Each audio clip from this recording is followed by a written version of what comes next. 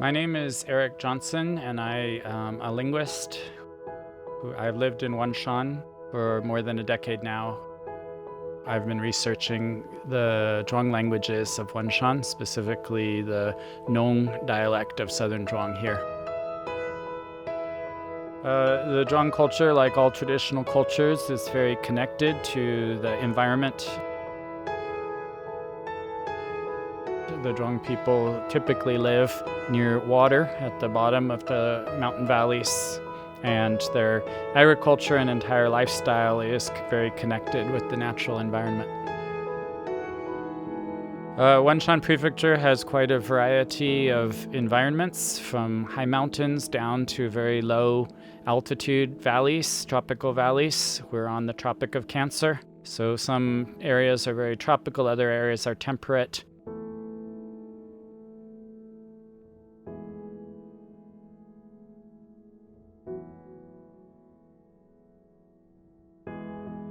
Guangnan is the county of Wanshan that I've spent a lot of time in. There's a lot of Zhuang people there, more than any other county, several different subgroups of Zhuang, several different dialects. And the traditional lifestyle and the language is still being practiced in most of the Zhuang villages of Guangnan.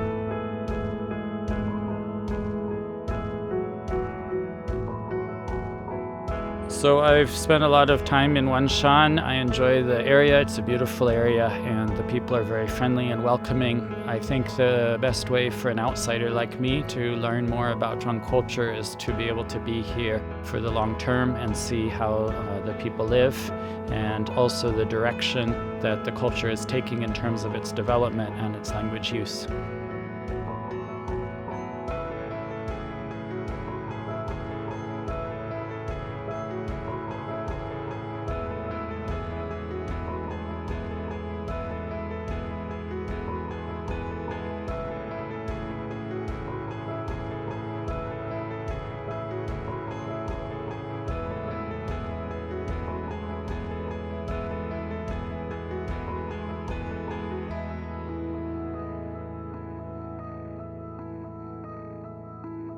So the Zhuang, like other ethnic groups in the Dai-Kadai language family, are a rice paddy culture.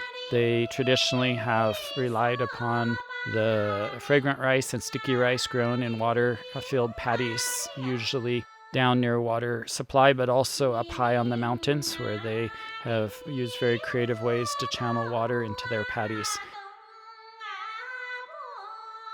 And rice is not only, of course, an integral part of their food, but the rice planting cycle is what forms their calendar, and many festivals are related to the planting, the transplanting, and the harvesting of the rice.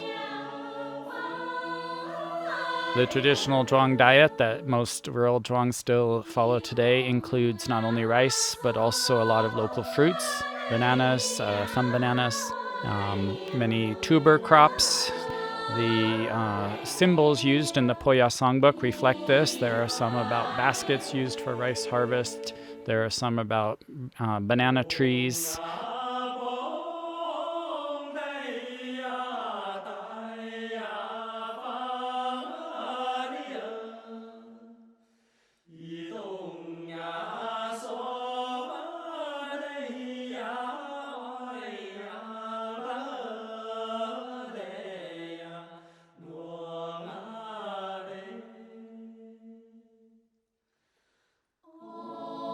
So the Po Ya songbook includes 81 different songs, and these songs relate to mostly the challenge of finding a spouse, or sometimes when people have married and are unhappy. That's reflected in the songs as well.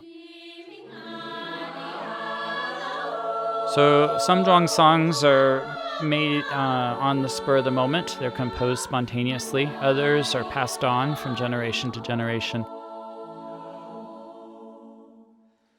In Po Ya, the people have formed a bit of a canon of love songs that they have preserved from generations. And about a little over 10 years ago, researchers discovered the tradition that the Po Ya people knew about, but not many other people knew about, of creating symbols that reflect one image out of the song, one metaphor, simile in the song, and using those symbols written down, using the ink that they create from a type of dragon fruit to teach the children and help the children remember the ordering of the songs and the main theme or one of the themes of the song in the form of the symbol that they were writing down with this ink.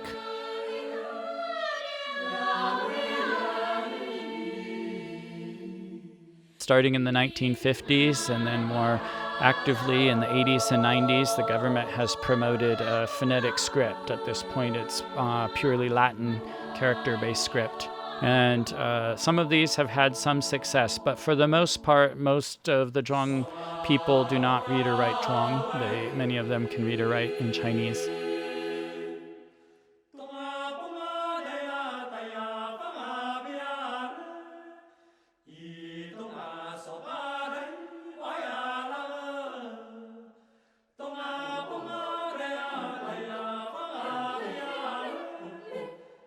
Encouraged to see the symbols being passed on and preserved in Poya, because this is an indigenous strategy that the people have come up with themselves of how are they going to hold on to the valuable parts of their traditional culture, even as the surroundings, the world in which they find themselves, the nation that they belong to, modernizes and changes.